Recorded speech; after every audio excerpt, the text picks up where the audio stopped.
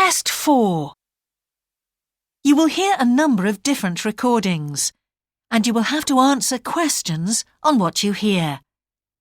There will be time for you to read the instructions and questions, and you will have a chance to check your work. All the recordings will be played once only. The test is in 4 sections. At the end of the test, you will be given 10 minutes to transfer your answers to an answer sheet. Now turn to Section 1. Section 1.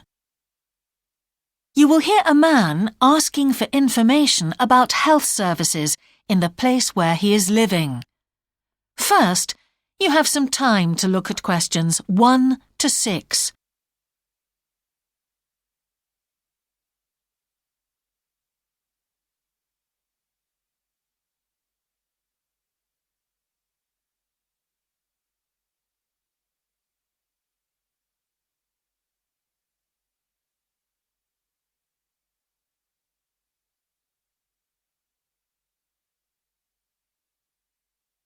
You will see that there is an example that has been done for you. On this occasion only, the conversation relating to this will be played first. Can I help you? Yes, I've just moved to this area with my wife and children, and I'd like to know where we can all register with a doctor at a health centre. Oh, OK. Well, there's Dr. Green at the Harvey Clinic. The woman says the doctor at the Harvey Clinic is called Dr. Green, so Green has been written in the space. Now we shall begin. You should answer the questions as you listen, because you will not hear the recording a second time. Listen carefully and answer questions 1 to 6. Can I help you? Yes, I've just moved to this area with my wife and children, and I'd like to know where we can all register with a doctor at a health centre. Oh, OK. Well, there's Dr. Green at the Harvey Clinic. We always recommend her for babies because she's very good with them and she runs a special clinic. Oh, actually, my youngest child is 5, so that wouldn't be any good for us. Right. Is there anywhere else I could try? Yes, the Eshcol Health Practice is the next one on my list. How do you spell that? Eshcol. And it's Dr. Fuller who has space on his list. The clinic only opened a year ago, so the facilities are all very modern. That sounds good. And it's particularly good if you're busy during the day because they also do appointments in the evening. They're closed on Saturday, though. The only other place on the list is the health centre on Shore Lane. You can register with Dr. Gormley. That's Gormley. He's new there, but the centre has a very good reputation. Oh, yes. I think I know the road. That would be the best one. Thanks. Could you tell me, will all their services be free? There are usually some small charges that doctors make.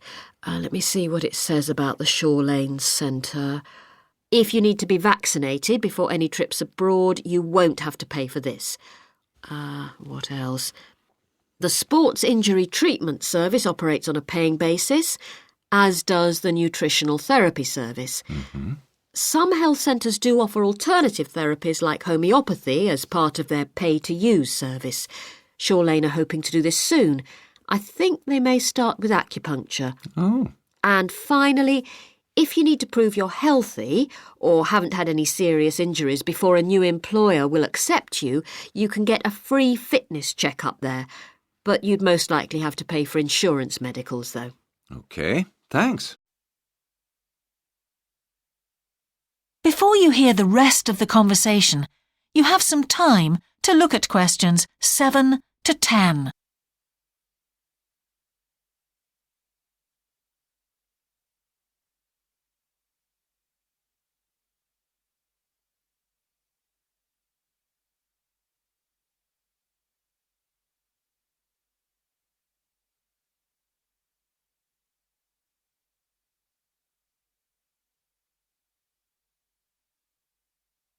Now listen and answer questions 7 to 10.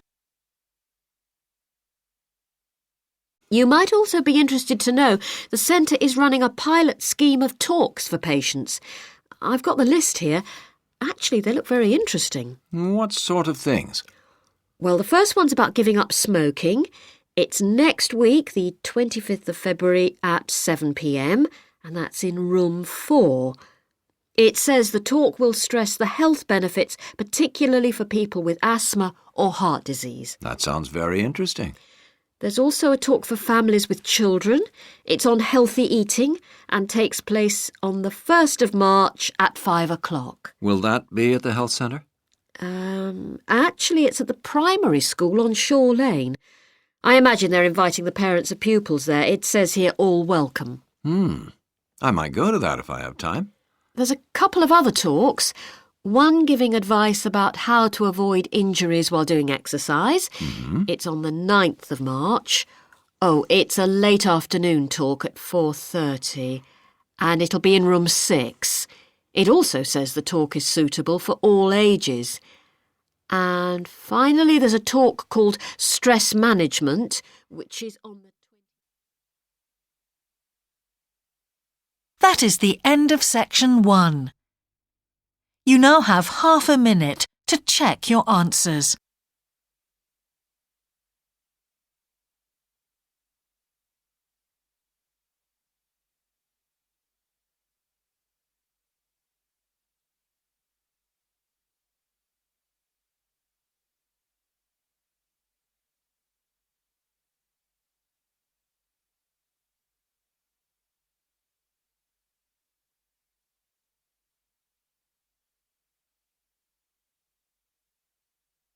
Now turn to section 2.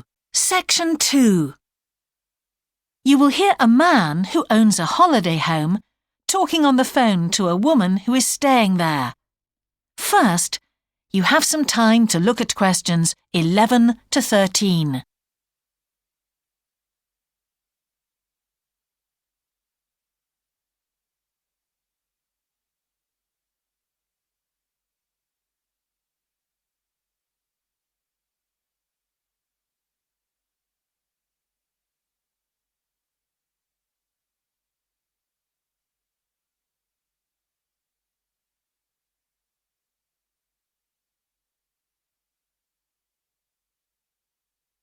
Now listen carefully and answer questions 11 to 13. Hello? Hi, it's Laura Carlton here. We've just arrived at the holiday flat, but I can't get the hot water and heating to work. Oh, right. That's easy. Don't worry. In the upstairs cupboard, you'll find the water heater. You'll see 3 main controls on the left at the bottom of the heater. The first one, the round one on the far left, is the most important one for the heating and hot water. It's the main control switch. Make sure it's in the on position. The switch itself doesn't light up, but the little square below will be black if the switch is off. That's probably what's happened. It's got switched off by mistake. The middle one of these 3 controls, you'll see it's slightly larger than the first one, controls the radiators. If you feel cold while you're there and need the radiators on, this needs to be turned to maximum. The last of the 3 controls, the one on the right, is usually on about a number 4 setting, which for the water in the taps is usually quite hot enough. Below the heating controls in the middle is a small round plastic button. If there isn't enough water in the pipes, sometimes the heater goes out. If this happens, you'll need to press this button to reset the heater. Hold it in for about 5 seconds and the heater should come on again. Then there's a little square indicator under the 3rd knob that's a kind of alarm light. It'll flash if you need to reset the heater. It sounds complicated. I'm sure you won't have any problems with it. There should be some more instructions on the side of the heater. Call me back if you can't make it work. OK. Before you hear the rest of the conversation, you have some time to look at questions 14 to 20.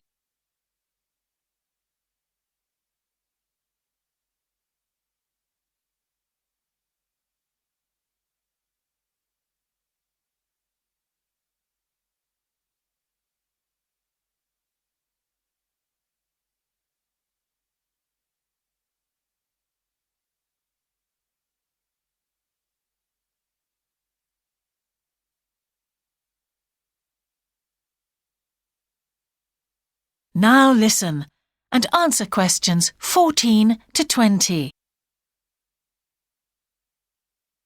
While you're on the phone, we haven't managed to find a few things we need, like extra pillows for the beds and some washing powder. Is there any here? Pillows, yes. If you look in the cupboard, the large white one upstairs, to the left of the bathroom door, there should be 4 or 5 on the top shelf. And if you want to do some washing, there's some powder for that, probably by the back door. There's a kind of shelf there above the sink. In fact, I'm sure there's some there in a large blue box. You need about half a cupful for each wash. Oh, and that reminds me. The spare key to the back door is hanging on a hook on the wall by the sitting room window. Please make sure to put it back when you've used it. The previous guest lost it in the garden and I had to get another one made.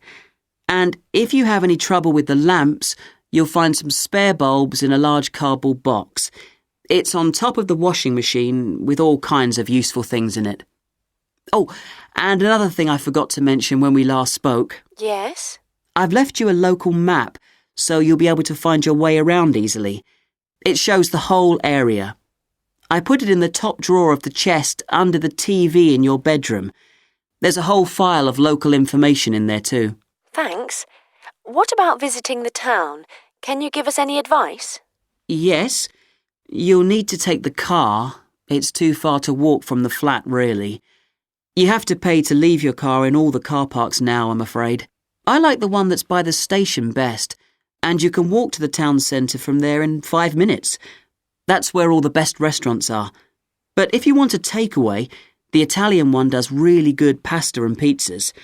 Call 732281 for that one, or 766119 for the Chinese. They're both good, and they'll both deliver to the flat. As for places to visit, yes, do go and see the Railway Museum. The exhibition is small, but really good. It gets very crowded on Sundays, so I suggest you visit it on a quieter day, later in the week, but not on Thursdays, which is market day. You won't find anywhere to park, and it's also the only day of the week when they're not open. Anything else? Not for the moment. Thanks. That is the end of section 2. You now have half a minute to check your answers.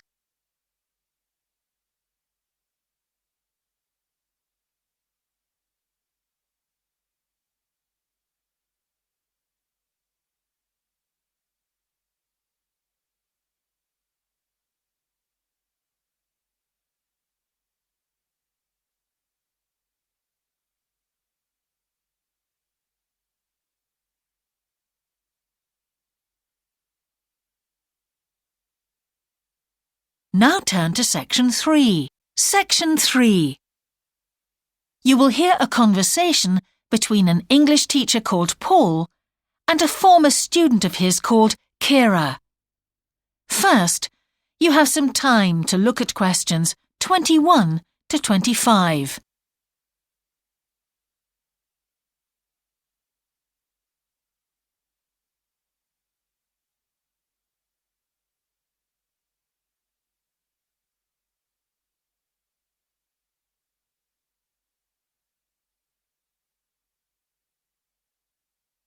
Now listen carefully and answer questions 21 to 25. Hello, Kira. How are you? Fine, thanks, Paul. How are you? Well, thanks. It's good to see you. It must be 12 months since you did our course. That's right. It's nice to come back and say hello. What course did you enroll in? Actually, I went straight into third-year pharmacy. They credited me with 2 years, which probably made it more difficult for me. On the other hand, you were lucky to be granted credits. Is that why you chose the course? Yes, and as I'd already finished a course in it in my country, I thought it would be easier if I studied something I already knew. I didn't realize you went into third year. I thought you started in first year. No wonder it was so hard. And what do you think is one of the big differences between studying at a university here and studying in your country? Well, I found it very difficult to write assignments because I wasn't familiar with that aspect of the system here. The main problem is that the lectures expect you to be critical. That made me feel really terrible. I thought, how can I possibly do it? How can I comment on someone else's research when they probably spent 5 years doing it? I think a lot of people who come from overseas countries have similar problems. But after a while, it became easier for me. People expect you to have problems with the process of reading and writing, but in fact, it is more a question of altering your viewpoint towards academic study. How was the content of the lectures? Was it easy for you? I didn't really have many problems understanding lectures. The content was very similar to what I'd studied before. And what about the lecturers themselves? Are they essentially the same as lecturers in your country? Well, actually, no. Here they're much easier to approach. After every lecture, you can go and ask them something you didn't understand, or you can make an appointment and talk to them about anything in the course. Maybe you found them different because you're a more mature student now, whereas when you were studying in your country, you were younger and not so assertive. No, I don't think that's the difference. Most of the students here do it. In my faculty, they all seem to make appointments, usually to talk about something in the course that's worrying them, but sometimes just about something that might really interest them, something they might want to specialize in. The lecturers must set aside certain times every week when they're available for students. That's good to hear. Before you hear the rest of the conversation, you have some time to look at questions 26 to 30.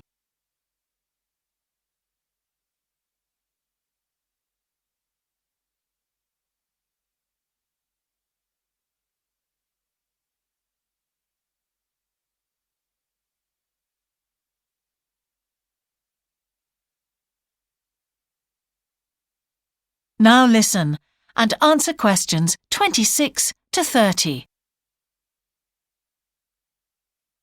And how was your timetable? Was it a very busy year? Oh, very, very busy. They make you work very hard. Apart from lectures, we had practical sessions in a lot of subjects. We did these in small groups. I had to go and work 4 hours every week in a community pharmacy. Actually, I enjoyed this very much, meeting new people all the time. Then in second semester, we had to get experience in hospital dispensaries.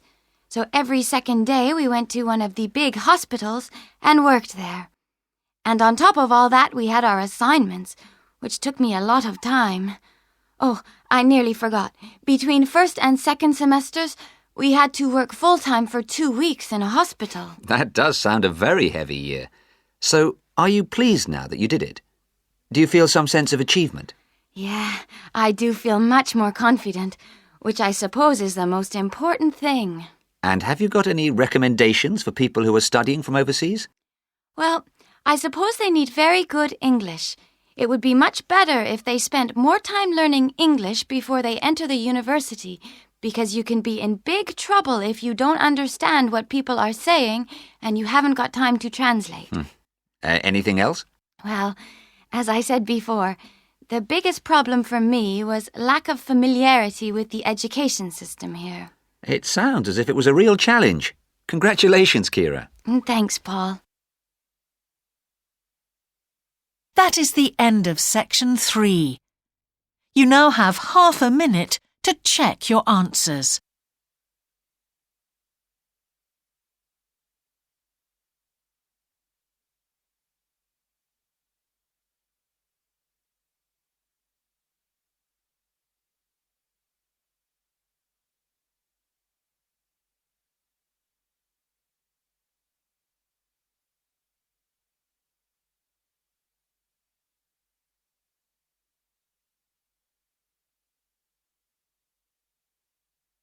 Now turn to section 4.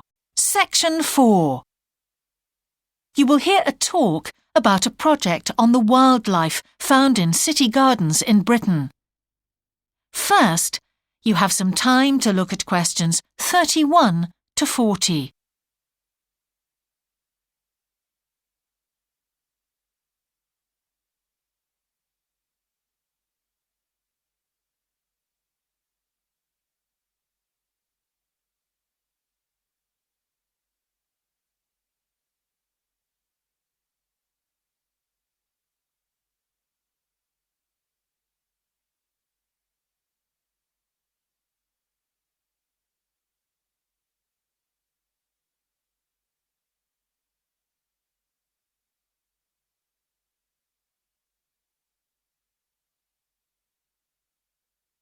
Now listen carefully and answer questions 31 to 40.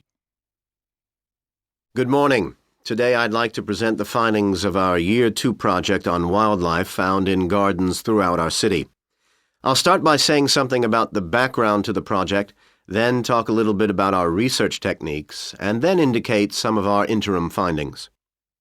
First of all, how did we choose our topic? Well, there are 4 of us in the group, and one day, while we were discussing a possible focus, 2 of the group mentioned that they had seen yet more sparrowhawks, one of Britain's most interesting birds of prey, in their own city centre gardens, and wondered why they were turning up in these gardens in great numbers. We were all very engaged by the idea of why wild animals would choose to inhabit a city garden. Why is it so popular with wildlife when the countryside itself is becoming less so? The first thing we did was to establish what proportion of the urban land is taken up by private gardens.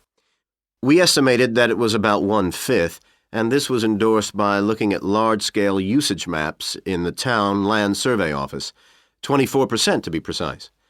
Our own informal discussions with neighbors and friends led us to believe that many garden owners had interesting experiences to relate regarding wild animal sightings. So we decided to survey garden owners from different areas of the city. Just over 100 of them completed a survey once every 2 weeks for 12 months, ticking off species they had seen from a pro forma list, and adding the names of any rarer ones. Meanwhile, we were doing our own observations in selected gardens throughout the city. We deliberately chose smaller ones because they were by far the most typical in the city. The whole point of the project was to look at the norm, not the exception.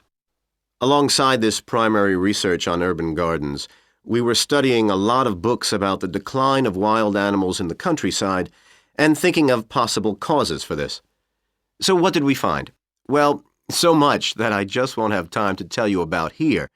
If you're interested in reading our more comprehensive findings, we've produced detailed graphic representations on the college website. And, of course, any of the group would be happy to talk to you about them. Just email us.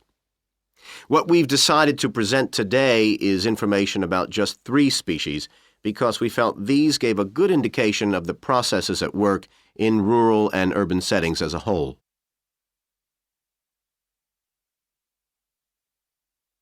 The first species to generate a lot of interesting information was frogs, and there was a clear pattern here. They proliferate where there is suitable water. Garden ponds are on the increase, rural ponds are disappearing, leading to massive migration to the towns. Hedgehogs are also finding it easier to live in urban areas, this time because their predators are not finding it quite so attractive to leave their rural environment, so hedgehogs have a better survival rate in cities. We had lots of sightings, so all in all we had no difficulties with our efforts to count their numbers precisely. Our final species is the finest of bird singers, the song thrush. On the decline in the countryside, they are experiencing a resurgence in urban gardens because these days gardeners are buying lots of different plants, which means there's an extensive range of seeds around, which is what they feed on. Another factor is the provision of nesting places, which is actually better in gardens than the countryside. Hard to believe it, but it's true. Incidentally, we discovered that a massive new survey on song thrushes is about to be launched, so you should keep an eye open for that. Now, I'd be happy to answer any questions you may have.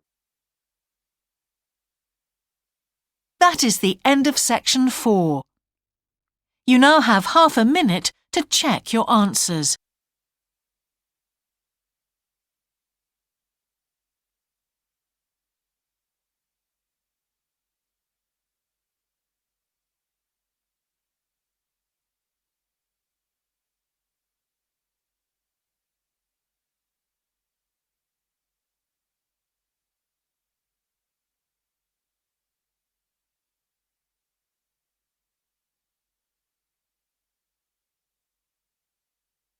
That is the end of the listening test. In the IELTS test, you would now have 10 minutes to transfer your answers to the answer sheet.